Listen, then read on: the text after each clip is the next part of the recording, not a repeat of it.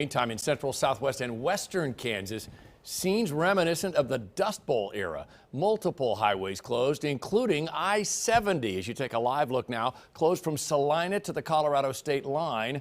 Highway patrol troopers report numerous crashes across the state. This live look is at the I-70 exit at Wilson. That's about 25 miles east of Russell. I-70 essentially, as you can see, a ghost town as the dust continues to fly. Not clear yet when those roads in western and southwest Kansas will reopen.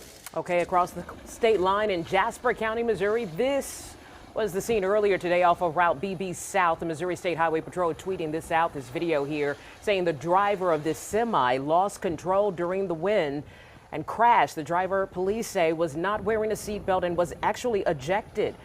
No word yet on his condition right now.